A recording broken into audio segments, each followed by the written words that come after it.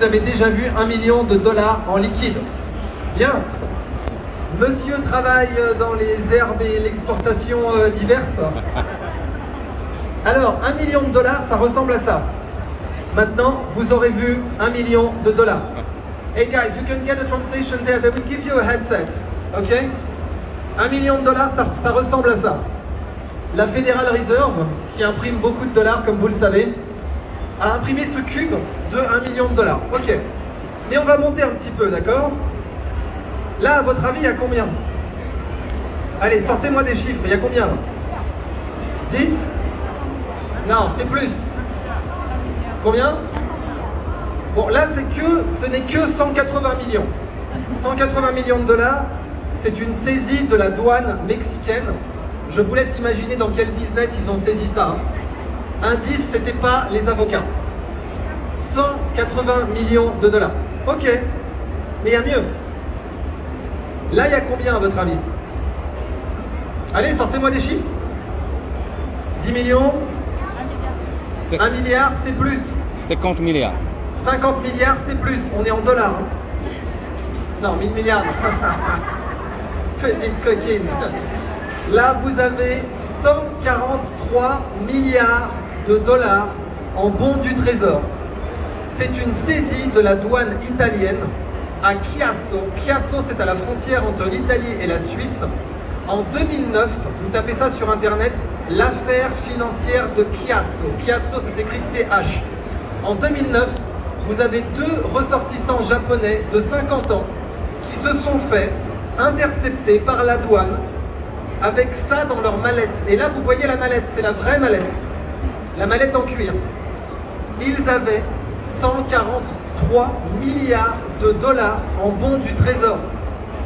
Certains bons du trésor étaient à 1 milliard chacun. Ça s'appelle des Kennedy Bonds. Certains bons du trésor étaient à 1 milliard chacun. Est-ce que vous vous rendez compte? Alors vous allez me dire, mais Idriss, pourquoi tu nous parles de ça alors que la conférence elle est sur la blockchain? Tout le sujet, c'est la confiance. À qui vous pouvez faire confiance? Parce que, dernièrement, si jamais vous avez des sommes comme ça en cash dans la nature, à qui peut-on faire confiance? Le dollar, qu'est-ce que c'est? C'est la monnaie la plus demandée sur Terre aujourd'hui. Et vous savez que c'est en train de changer. C'est en train de changer. Peut-être qu'en 2050, la monnaie la plus demandée sur Terre ne sera plus le dollar. C'est possible. Mais pour l'instant, c'est la monnaie la plus demandée sur Terre. Qu'est-ce que c'est qu'une monnaie? C'est de la confiance. C'est de la confiance cristallisée. Vous donnez un dollar à un Philippin, vous ne l'avez jamais vu, il va le prendre quand même parce qu'il a confiance en les États-Unis d'Amérique. Mais est-ce qu'on peut vraiment avoir confiance quand vous avez deux Japonais de 50 ans qui peuvent trimballer 143 milliards de dollars dans une mallette et ils sont deux et on n'a même pas leur nom? Et bien en 2009, l'année où il y a eu cette saisie, c'est aussi l'année où on a inventé Bitcoin. Et c'était pour ces problèmes-là. Peut-on faire confiance aux monnaies normales? Alors j'ai voulu réfléchir à ça. Là, vous avez le premier nom humain jamais écrit dans l'histoire.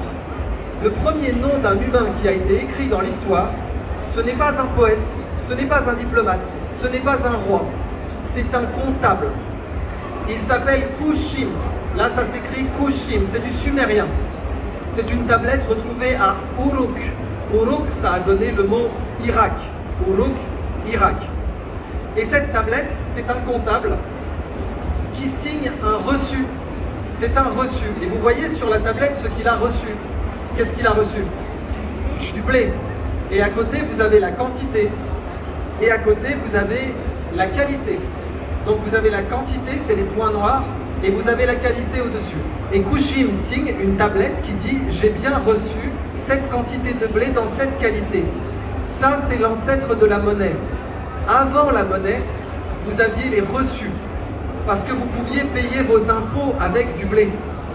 Les impôts étaient payés en blé. En Égypte, c'était payé en blé. En Mésopotamie, c'était payé en blé. Ensuite, ils ont inventé des cartes de police. Si vous allez au Louvre, vous verrez cette bulle en argile. C'est la première carte de police de l'histoire. Il y a marqué dessus je suis un soldat du mur d'enceinte et je monte la garde à l'est. Et le type portait ça à la ceinture. 4000 ans avant aujourd'hui. Ça, c'est 2100 avant Jésus-Christ. 4100 ans. 4100 ans avant aujourd'hui. Vous aviez la plus vieille carte de police. Qu'est-ce que c'est que la civilisation?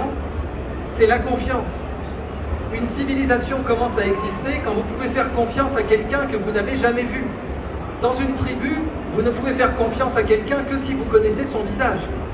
Mais vous passez du monde tribal au monde de la civilisation quand vous pouvez faire confiance à quelqu'un que vous n'avez jamais vu.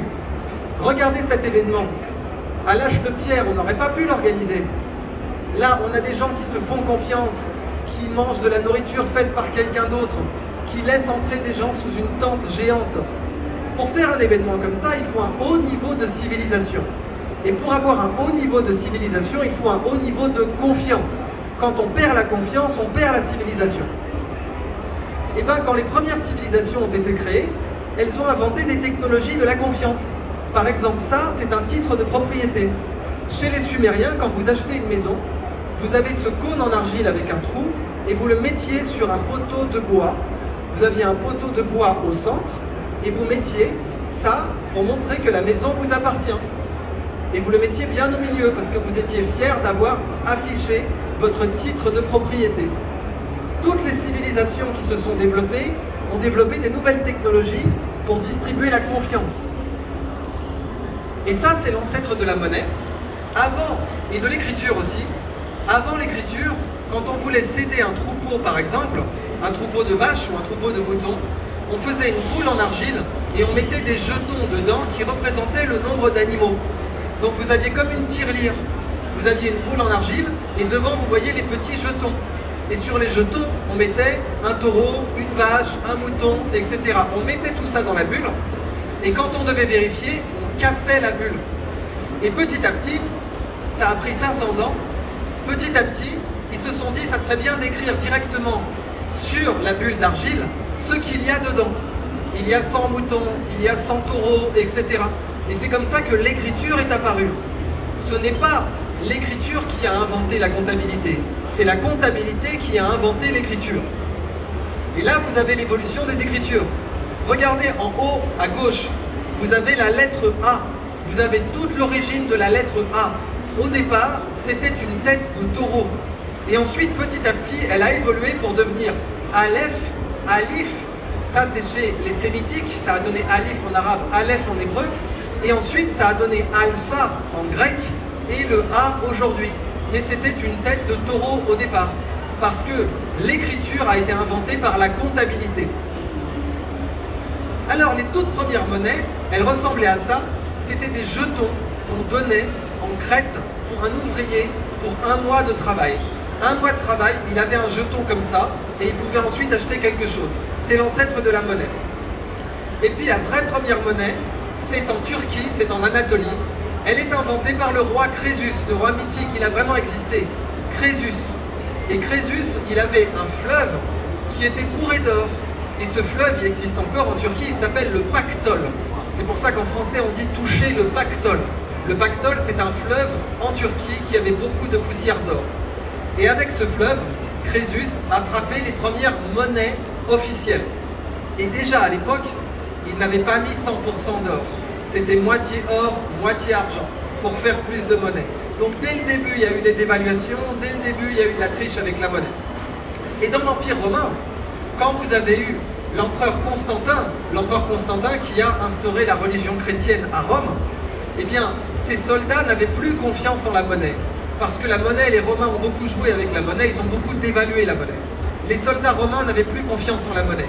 Et dans l'Empire romain, si les soldats n'ont pas confiance, vous êtes morts.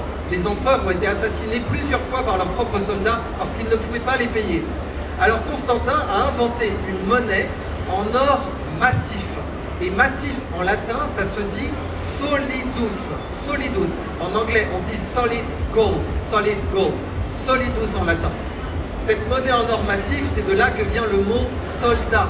Parce que les soldats touchaient une solde en solidus, en or massif. Parce qu'il n'y avait plus de confiance. La civilisation, c'est la confiance. Regardez ça par exemple, l'Empire mongol. Quand ils avaient un ambassadeur, ils lui donnaient cette carte. Et cette carte, elle dit, je suis un ambassadeur du Khan. Le Khan, c'est le roi des Mongols. Je suis un ambassadeur du Khan. Si vous vous opposez à moi, vous mourrez. C'est ce qu'il y a marqué dessus. Donc c'est une carte que l'ambassadeur devait montrer. Il disait, je suis l'ambassadeur du Khan. Si vous vous opposez à moi, vous mourrez. Donc là, la confiance est basée sur la violence. Et beaucoup de monnaies ont fonctionné comme ça. La livre sterling, le dollar, même le franc français dans les colonies, la monnaie est basée sur la violence. Vous vous opposez à moi, vous mourrez. Et bien là, la confiance, c'est l'ambassadeur, il sait que tout le monde sait qui est l'Empire mongol et que personne ne veut avoir l'Empire mongol comme ennemi. Et donc, il montre cette carte et il sait qu'il n'aura aucun problème. Vous savez comment on dit un dollar en anglais américain? C'est quoi l'argot pour dire un dollar? One buck, a buck. Vous savez ce que ça veut dire? Buck, ça veut dire un cerf, l'animal, pour les traducteurs, l'animal. Parce que $1, au début du 19e siècle, ça valait une peau de cerf. Vous pouviez échanger une peau de cerf pour $1. Et là, vous avez une idée de l'inflation, parce qu'aujourd'hui, ça vaut $350. Mais au début du 19e siècle, une peau de cerf, c'était $1. Et vous pouviez échanger des peaux de cerf pour $1. C'était une unité monétaire, one buck. Et les Incas, eux, ils échangeaient des patates. Des patates lyophilisées. Lyophilisées, pour la traduction, c'est freeze-dried potatoes. Ces patates, on les appelait les chuños. Et c'était l'unité monétaire. On pouvait les conserver 20 ans. Ils les mettaient en altitude, ils les laissaient se déshydrater avec le froid. Et c'était l'unité monétaire de l'Empire Inca. Et on en trouve encore aujourd'hui sur les marchés. Parce que une façon d'avoir la confiance, c'est la calorie. Tout le monde sait ce que c'est que manger. Tout le monde sait, il n'y a pas besoin d'expliquer, pas besoin de portrait, pas besoin de numéro. Tout le monde sait ce que c'est que manger. Donc on peut exporter des patates très loin dans le monde. Et ça, c'était une unité monétaire qui a fonctionné pendant 3000 ans. 3000 ans. Et il les notait, les comptes, comme ça. Pendant très longtemps, on croyait qu'ils ne savaient pas écrire. On était arrogants, vous savez, les civilisations occidentales. On croyait qu'eux n'avaient pas inventé d'écriture. En fait, ils avaient inventé une écriture très complexe à base de nœuds sur des cordes. Donc là, ce collier, en fait, chaque nœud représente une somme et parfois même ça représente une phrase avec un texte de loi, avec un contrat. Là, c'est marrant, ça ressemble à une blockchain. Là, c'est une knot chain. Vous avez des nœuds, knot chain, une chaîne de nœuds plutôt qu'une chaîne de blocs. Mais vous avez une chaîne qui représente des contrats. Alors, à la Renaissance, on invente la comptabilité en partie double. La comptabilité en partie double, c'est combien je dois et combien je possède. Parce que pendant très longtemps, vous pouviez arriver et mettre un sac d'or devant quelqu'un et dire « je suis riche ». Mais personne ne savait ce que vous deviez ensuite au pays. Pendant les croisades, les croisés aimaient bien montrer qu'ils avaient beaucoup d'or, mais en fait, à Paris ou à Londres ou en Espagne, ils devaient 3 sacs d'or. Alors ils montraient un sac d'or, mais ils devaient 3 sacs d'or. La comptabilité en partie double est venue régler ce problème. Là, vous voyez Luca Pacioli. Luca Pacioli, c'était le professeur de Léonard de Vinci, le professeur de mathématiques de Léonard de Vinci. Et Léonard de Vinci a illustré son traité de comptabilité. Eh bien, c'est Luca Pacioli qui a introduit la comptabilité en partie double dans le monde occidental. Alors, la confiance, vous en avez aussi besoin quand vous vendez des œuvres d'art. Combien elle a été vendue, cette œuvre d'art? 500 millions. 500 millions en dollars. 500 millions de dollars. C'est une œuvre de Léonard de Vinci. Je vous ai montré le maître de Léonard de Vinci pour les mathématiques, Luca Pacioli. Eh bien, cette œuvre, elle a été achetée sur un marché en Louisiane. 300 dollars. 300 dollars. Elle est achetée sur un marché en Louisiane, 300 dollars. Et les propriétaires disent « je suis sûr que c'est une œuvre de Léonard ». Et les historiens disent « non, ce n'est pas une œuvre de Léonard ». Il y a une grande jalousie sur les œuvres de Léonard, il y en a très peu. Alors les historiens ne veulent pas qu'on en découvre d'autres et ils vont tout de suite vous dire « non, ce n'est pas Léonard ». Pendant 10 ans, on a dit « ce n'est pas une œuvre de Léonard ». Et les acquéreurs de cette œuvre, les acheteurs, ils ont fait faire une expertise au rayon X. À l'époque, ce que disaient les universitaires, c'était que c'était une copie. Cette œuvre était une copie selon eux. Une copie de l'époque. Mais si c'est une copie, ça ne vaut pas aussi cher. Alors ils ont fait cette analyse au rayon X, et là vous voyez le pouce là. Vous voyez ici, il y a une erreur. En italien, on appelle ça un pentimento, un repentir, une modification. Ça veut dire que le peintre a fait une erreur. Mais si c'est une copie, vous ne faites pas d'erreur si c'est une copie parce que vous avez le modèle en face. Vous savez où est le pouce. Donc ça a prouvé que ce n'était pas une copie. Et du jour au lendemain, cette œuvre d'art a été vendue une première fois 80 millions de dollars. Elle a été achetée 300, elle a été revendue 80 millions. Et ensuite, elle a été revendue à l'Arabie Saoudite, qui l'a ensuite offerte aux Émirats Arabes Unis, 500 millions de dollars.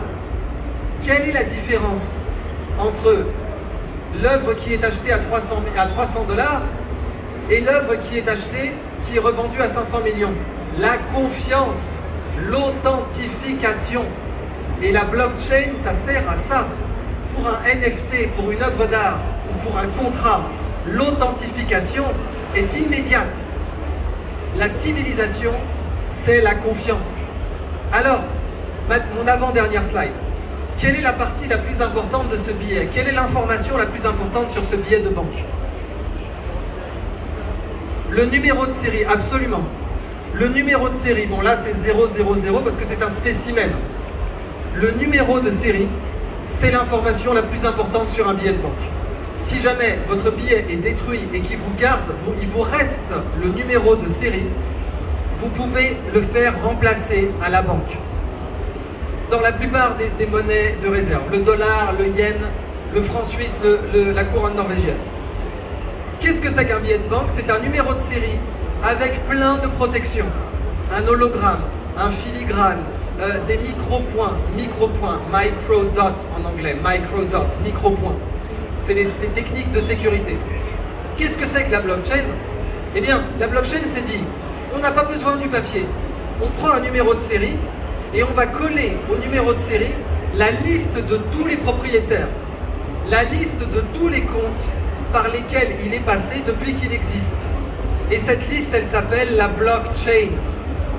La blockchain, ce n'est que ça, c'est le curriculum vitae d'un billet de banque. On ne peut pas, pour un billet de 1 dollar même, on ne peut pas faire la liste de toutes les personnes qui ont détenu ce billet depuis qu'il a été imprimé. Ce n'est pas possible. On n'a pas de système pour tracer ce billet. Mais avec la blockchain, on a ça. Mais ça peut être anonyme. Ça peut être anonyme. Les comptes peuvent être anonymes. Donc, qu'est-ce que c'est que la blockchain, si vous devez l'expliquer? C'est le CV du billet de banque. C'est la liste de tous les comptes par lesquels il est passé. C'est tout. Donc, en résumé, on a inventé d'abord la comptabilité. Ensuite, on a inventé l'écriture. Et avec l'écriture, on a augmenté le rayon de confiance. On peut faire confiance à des gens qui vivent à 10 000 km grâce à l'écriture. Avec l'écriture, on peut faire confiance beaucoup plus loin. Donc, on a augmenté la taille des civilisations grâce à l'écriture. La blockchain, c'est la meilleure technologie de confiance jamais créée par l'homme. Aucune technologie de confiance n'a été aussi avancée que la blockchain. Aucune. Dans l'histoire de l'humanité, depuis les Sumériens, l'humanité n'a jamais créé une technologie de confiance aussi performante que la blockchain. Donc, la blockchain a la plus longue portée pour la confiance dans l'histoire de l'humanité. Et c'est pour ça que la blockchain est le futur de la civilisation. Je vous remercie.